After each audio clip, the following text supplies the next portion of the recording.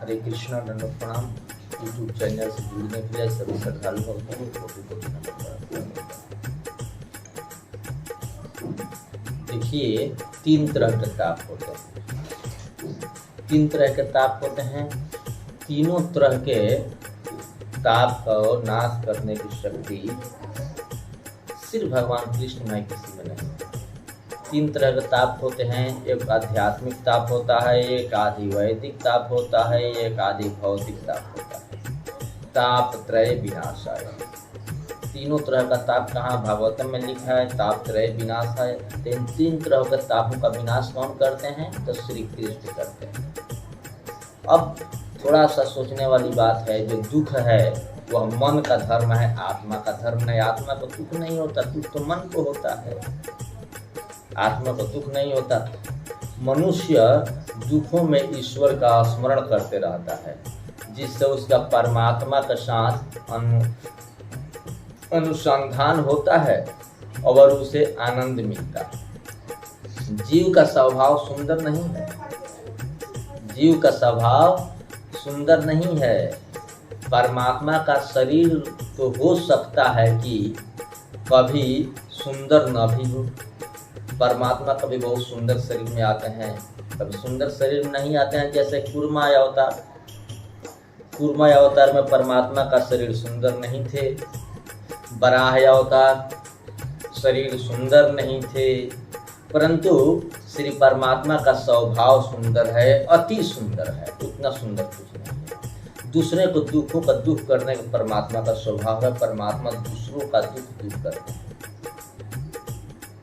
सुख में साथ नहीं देते, मगर दुख में परमात्मा जरूर साथ देते हैं। जिसने भी दुख में याद किया, परमात्मा साथ दिए और उसके आध्यात्मिक, आदि दैविक, आदि भौतिक तीनों दुखों का नाश किया। इसलिए भगवान कृष्ण की वंदना करो। भगवान कृष्ण का जो वंदना करता है, उसके तीनों तापों का नाश कर देते हैं।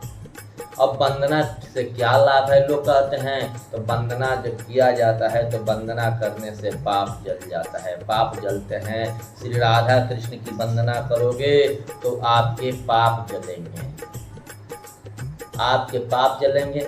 अब कैसे वंदना करो? तो राधा कृष्ण को हृदय में पधराओ और प्रेम से, अतिशय प्रेम से वंदना करो, नमन करो। नमन प्रभु का जब नमन किया जाता है, नमस्कार किया जाता है, नमन माने नम्र हो जाना, एकदम नम्र होकर हृदय से प्रभु को जब नमन किया जाता है, तो जब प्रेम के बस में भगवान रहते हैं तो नमन करने के बाद बंधन में बंध जाते हैं, भगवान को नहीं जा पाते। दुख में जो साथ दे वह ईश्वर है और सुख में जो साथ दे वह जीव है। जीव जब साथ देता है तो सुख में साथ देता है, और ईश्वर ने जब भी साथ दिया है तो दुख में साथ दिया है। हमारा इतिहास गवाह। ईश्वर सर्वदा दुख में जो साथ दे वही ईश्वर है। अतः ईश्वर वंदनीय है। ईश्वर ने जिस जिसकी सहायता दी है, दुख में ही तो सहायता दी है। पांडव जब तक दुख में थे तब तक कृष्ण ने उनकी मदद की, पर जब पांडवों ने अपने राज सिंहासन पर बैठा तो कृष्ण वहां से द्वारका की तरफ निकल गए। कन्हैया तो बिना बुलाए गोपियों के घर जाता था, परंतु अब मेरे घर क्यों नहीं आता? ऐसा कभी विचार किया आपने? कभी निश्चय कीजिए कि मैं भी ऐसे सत्कर्म करूंगा कि कन्हैया मेरे घर भी आएगा, बिना बुलाए आएगा। श्री भगवान के आगे जो हाथ जोड़ता है, मस्तक नवाता है, इसका अर्थ है हम क्रिया शक्ति के प्रतीक हैं। हाथ जोड़ने का अर्थ है कि मैं अपने इन हाथों से सत्कर्म करूंगा या अच्छा कर्म करूंगा। मस्तक नवाने का अर्थ है मैं क्या करूंगा? मैं अपनी बुद्धि शक्ति को हे नाथ आपको अर्पित करता हूँ। जो मेरी बुद्धि है आपके पास उसको अर्पित करता हूँ। वंदन करने का अर्थ है अपनी क्रिया शक्ति, बुद्धि शक्ति श्री भगवान को अर्पित की जाती है। हाथ जोड़कर और स्वर नवाया जाता है। तो जिस हाथ से हमको कर्म करना है उसको, और जिस बुद्धि से हमको चलना है उसको, दोनों को हम भगवान के आगे समर्पित करते हैं। श्री भगवान को वंदन करने से पाप ताप का नाश हो जाता है। निर्भय होना हो तो प्रेम से भगवान की वंदना करो। मेरे भगवान दया के सागर हैं। केवल वाणी और शरीर से नहीं परंतु हृदय से वंदना करो। हृदय से वंदना करने से श्री भगवान के साथ ब्रह्म संबंध हो जाता है, भगवान अपने में मिला लेते हैं। जब भी घर से बाहर निकलो श्री ठाकुर जी की वंदना करके ही निकलो। ईश्वर प्रेम चाहते हुए प्रेम ही देते हैं, प्रेम लेते हैं और प्रेम देते हैं, उनके पास तो दूसरा कुछ नहीं। ईश्वर यही मानते हैं कि यह मेरा है, मुझसे भीख मांगता है।